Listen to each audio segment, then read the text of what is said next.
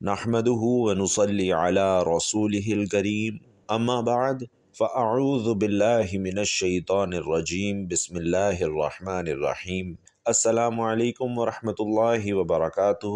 معزز بھائیوں اور بہنوں، آج کی یہ ویڈیو انتہائی اہم ہے کیونکہ آج کی اس ویڈیو میں ہم آپ کو حضور نبی کریم صلی اللہ علیہ وسلم کی سب سے لاڈلی قرآن کی وہ سورت جس کو 3 بار پڑھنے سے 10,000 حاجتیں پوری ہوتی ہیں، جو رات کو پڑھ کر سوتا ہے وہ رزق اور دولت سے مالا مال ہوتا ہے، پڑھنے والے کو نہ قبر کی مٹی کھاتی ہے اور نہ ہی کیڑے مکوڑے کھاتے ہیں۔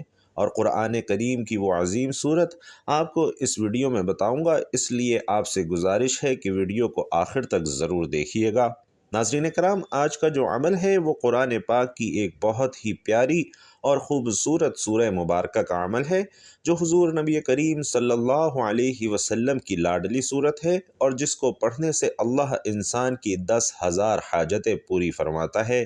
جو بندہ یہ چھوٹی سی سورت رات کو پڑھتا ہے تو اس بندے سے اللہ سبحانہ و تعالی بھی راضی اور خوش ہوتا ہے، اور اللہ کے رسول صلی اللہ علیہ وسلم بھی خوش ہوتے ہیں۔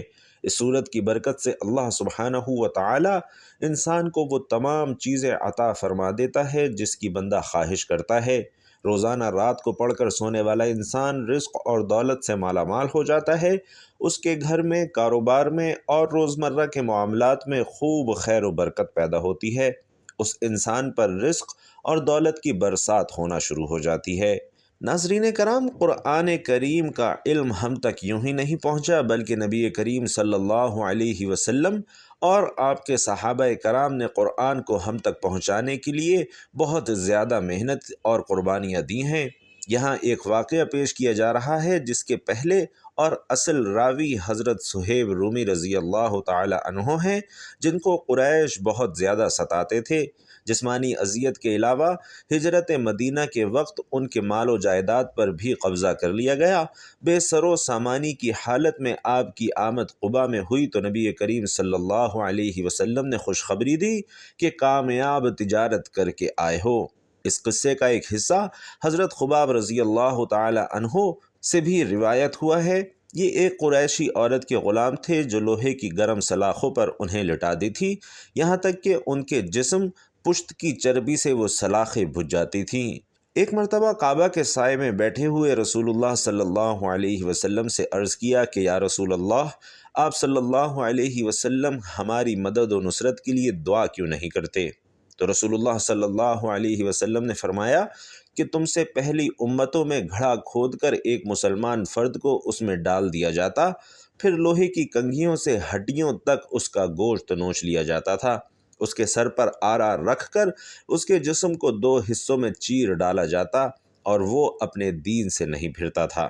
قرآن مجید نے اس قصے کا ذکر مکہ مکرمہ میں مسلمانوں پر ظلم و ستم کے دور میں نازل ہونے والی سورۃ البروج میں کیا کہ قسم ہے برجوں والے آسمان کی اور اس دن کی جس کا وعدہ کیا گیا ہے، اور دیکھنے والے کی اور دیکھی جانے والی چیز کی، مارے گئے ایندھن بھری آگ کے خندق والے جبکہ وہ اس پر بیٹھے ہوئے تھے، اور جو کچھ وہ اہل ایمان کے ساتھ کر رہے تھے اسے دیکھ رہے تھے، اور ان اہل ایمان سے ان کی دشمنی صرف اس وجہ سے تھی کہ وہ اس خدا پر ایمان لے آئے تھے جو زبردست اور اپنی ذات میں آپ محمود ہے، جس کے لیے آسمانوں اور زمین کی بادشاہی ہے اور اللہ ہر چیز کو دیکھ رہا ہے۔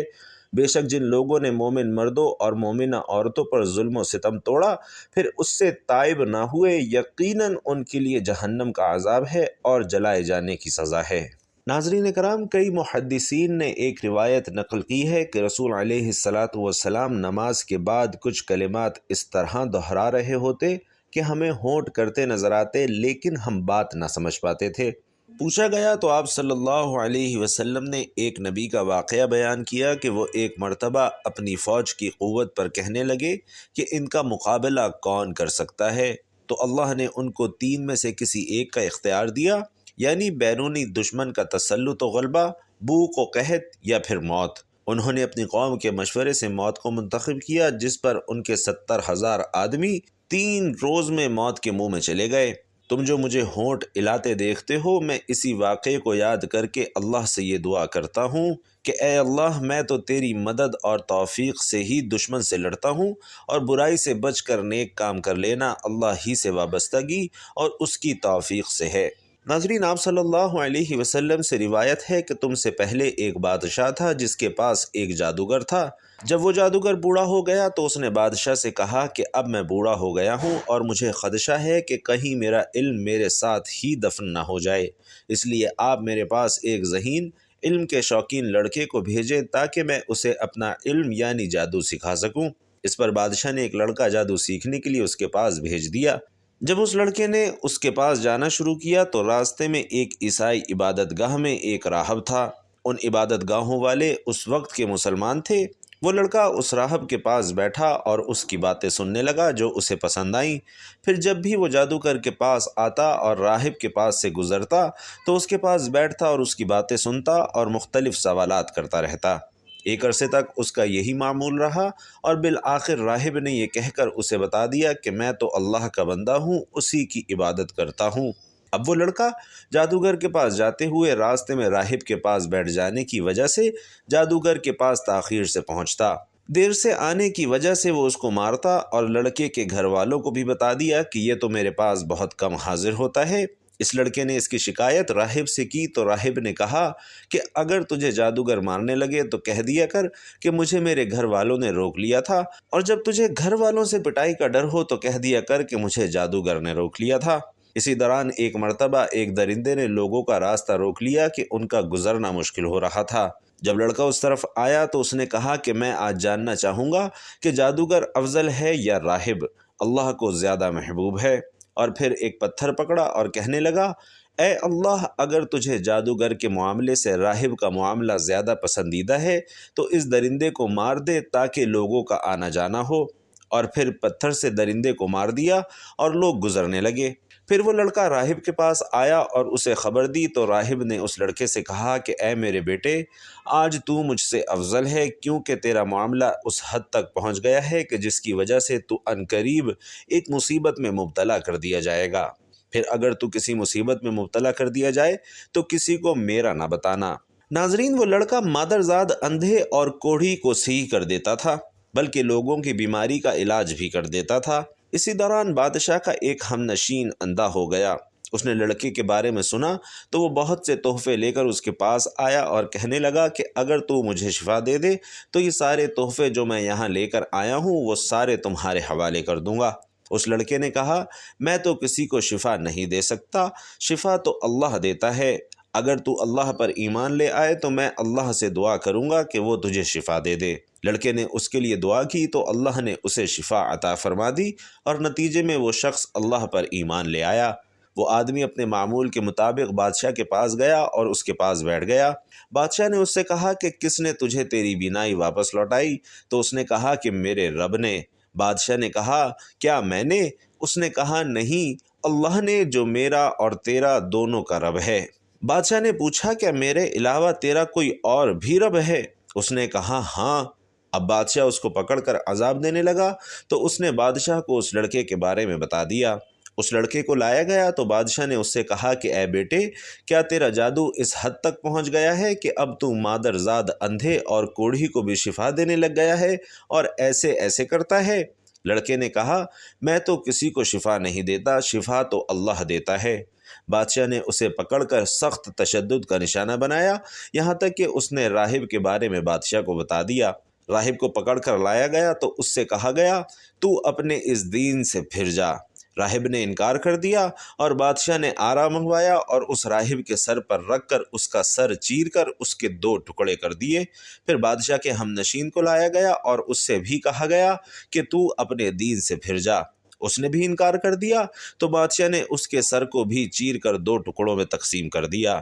اور پھر اس لڑکے کو بلوایا گیا، وہ آیا تو اس سے بھی یہی کہا گیا کہ اپنے دین سے پھر جا۔ اس نے بھی انکار کر دیا تو بادشاہ نے اس لڑکے کو اپنے کچھ لوگوں کے حوالے کر کے کہا کہ اسے فلاں پہاڑ پر لے جاؤ اور اسے اس پہاڑ کی چوٹی پر چڑھاؤ۔ اگر یہ اپنے دین سے پھر جائے تو اسے چھوڑ دینا، اور اگر انکار کر دے تو اسے پہاڑ کی چوٹی سے نیچے پھینک دینا۔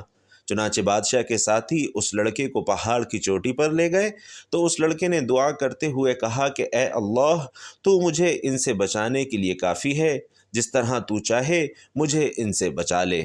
ناظرین، اس پہاڑ پر فوراً ایک زلزلہ آیا جس سے بادشاہ کے وہ سارے کارندے گر گئے اور وہ لڑکا چلتے ہوئے واپس بادشاہ کی طرف آ گیا۔ بادشاہ نے اس لڑکے سے پوچھا کہ تیرے ساتھیوں کا کیا ہوا؟ تو لڑکے نے کہا کہ اللہ نے مجھے ان سے بچا لیا ہے۔ بادشاہ نے پھر اس لڑکے کو اپنے کچھ دیگر لوگوں کے حوالے کر کے کہا کہ اگر یہ اپنے دین سے نہ پھرے تو اسے ایک چھوٹی کشتی میں لے جا کر سمندر کے درمیان میں پھینک دینا۔ بادشاہ کے ساتھی اس لڑکے کو لے گئے تو اس لڑکے نے پھر دعا کی اور کہا کہ اے اللہ، تو جس طرح چاہے مجھے ان سے بچا لے۔ پھر وہ کشتی بادشاہ کے ان کارندوں سمیت الٹ گئی اور وہ سارے کے سارے غرق ہو گئے اور وہ لڑکا چلتے ہوئے بادشاہ کی طرف پھر واپس آ گیا۔ بادشاہ نے اس لڑکے سے کہا کہ تیرے ساتھیوں کا کیا ہوا؟ تو اس نے کہا کہ اللہ نے مجھے پھر ان سے بچا لیا ہے۔ پھر اس لڑکے نے بادشاہ سے کہا کہ تو مجھے قتل نہیں کر سکتا جب تک کہ اس طرح نہ کر جس طرح کہ میں تجھے حکم دوں۔ بادشاہ نے پوچھا وہ کیا ہے؟ اس لڑکے نے کہا کہ سارے لوگوں کو ایک میدان میں اکٹھا کرو اور مجھے سولی کے تختے پر لٹکاؤ، پھر میرے ترکش سے ایک تیر کو پکڑو، پھر اس تیر کو کمان کے حلہ میں رکھ کر یہ کہو اس اللہ کے نام سے جو اس لڑکے کا رب ہے، پھر مجھے تیر مارو، اگر اس طرح کرو گے تو مجھے قتل کر سکتے ہو۔ ناظرین کرام، بادشاہ نے لوگوں کو ایک میدان میں اکٹھا کیا اور اس لڑکے کو سولی کے تختے پر لٹکا دیا، پھر اس کے ترکش میں سے ایک تیر لیا، پھر اس تیر کو کمان میں رکھ کر کہا اس اللہ کے نام سے جو اس لڑکے کا رب ہے، پھر وہ تیر اس لڑکے کو مارا تو وہ تیر اس لڑکے کی کن پٹی میں جا گھسا۔ لڑکے نے اپنا ہاتھ تیر لگنے والی جگہ پر رکھا اور مر گیا۔ اس پر سب لوگوں نے بیک آواز کہا ہم اس لڑکے کے رب پر ایمان لائے، ہم اس لڑکے کے رب پر ایمان لائے، ہم اس لڑکے کے رب پر ایمان لائے۔ بادشاہ کو اس کی خبر دی گئی اور اس سے کہا گیا کہ تجھے جس بات کا ڈر تھا اب وہی بات آن پہنچی ہے کہ سب لوگ لڑکے کے رب یعنی اللہ پر ایمان لے آئے۔ تو پھر بادشاہ نے گلیوں کے دھانوں پر خندقیں کھودنے کا حکم دیا۔ خندقیں کھودی گئیں تو ان خندقوں میں آگ جلا دی گئی۔ بادشاہ نے کہا کہ جو آدمی اپنے دین سے پھر جائے گا تو میں اس کو چھوڑ دوں گا، اور جو اپنے قدیم دین پر واپس نہیں آئے گا اس کو اس آگ کی خندق میں ڈلوا دوں گا۔ چنانچہ تیزی کے ساتھ مسلمانوں کو دہکتی ہوئی آگ میں دھکیل دیا گیا۔ اسی دوران ایک عورت آئی اور اس کے ساتھ ایک دودھ پیتا بچہ بھی تھا۔ وہ عورت خندق میں گرنے سے گھبرائی تو اس کے بچے نے کہا کہ اماں جان صبر کر، کیونکہ تو حق پر ہے۔ اس نوجوان کو شہادت کے بعد دفن کیا گیا۔ کہتے ہیں کہ حضرت عمر فاروق رضی اللہ تعالی عنہ کے عہد خلافت میں اس کی قبر کشائی کی گئی تو اس کی انگلی کن پٹی کی اسی جگہ پر تھی جہاں اسے تیر لگا تھا۔ سبحان اللہ۔ ناظرین کرام، آپ نے ان واقعات سے ملاحظہ کیا کہ اللہ کے نیک اور برگزیدہ بندوں نے کافروں کو مسلمان بنانے اور دین حق پر قائم رہنے کے لیے کیسی کیسی مصیبتیں اور تکالیف اٹھائی ہیں، تب جا کر ایمان کی دولت ہم تک پہنچ پائی۔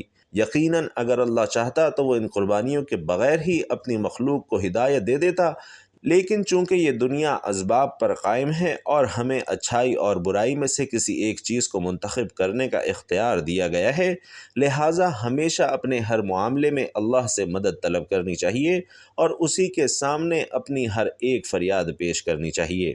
ناظرین کرام، آج کی اس معلوماتی ویڈیو میں ہم جو قرآنی صورت آپ کو بتانے والے ہیں وہ انتہائی طاقتور اور بہترین صورت ہے۔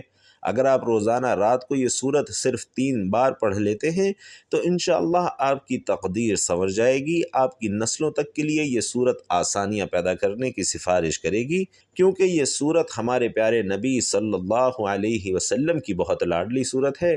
نبی کریم صلی اللہ علیہ وسلم رات کے وقت اس صورت کی تلاوت کیے بغیر نہیں سوتے تھے، تو وہ قرآن پاک کی بہت ہی پیاری اور لاڈلی صورت سورۃ الملک ہے۔ ناظرین، سورۃ الملک کی فضیلت جامع ترمذی میں اس طرح بیان فرمائی گئی کہ نبی کریم صلی اللہ علیہ وسلم نے فرمایا کہ قرآن مجید کی ایک صورت ہے جس کی 30 آیات ہیں، وہ انسان کی اس وقت تک سفارش کرے گی یہاں تک کہ اس کی مغفرت ہو جائے گی، اور وہ صورت ہے تبارک الذی بیدہ الملک۔ بھائی اور بہنوں، ایک اور حدیث میں حضرت ابن مسعود رضی اللہ تعالی عنہ سے مروی ہے کہ جو شخص سورۃ الملک ہر رات کو پڑھے گا تو اللہ سبحانہ و تعالی اس سے عذاب قبر کو روک لے گا۔ رسول علیہ السلام کے زمانے میں اسے معنی یعنی روکنے والی کہا جاتا تھا۔ یہ قرآن کی ایسی صورت ہے کہ جو اسے ہر رات پڑھ لے تو وہ بہت زیادہ اچھا عمل کرتا ہے۔ ناظرین، اس صورت کی بہت زیادہ فضیلتیں اور برکات ہیں۔ نماز عشاء کے بعد جو بندہ رات کو سوتے وقت اس صورت کی صرف 3 مرتبہ تلاوت کر لیا کرے تو فرمایا گیا ہے کہ ایسے انسان کو نہ تو قبر کی مٹی کھاتی ہے اور نہ ہی کیڑے مکوڑے کھاتے ہیں۔ روز محشر یہ صورت اللہ سبحانہ و تعالی سے پڑھنے والے کے لیے سفارش کرے گی اور اس کی بخشش اور مغفرت کا سامان بنے گی۔ لہٰذا ہر روز رات کے وقت اس صورت کی تلاوت لازمی کیا کریں تاکہ آپ کی دین و دنیا اور آخرت سنور سکے۔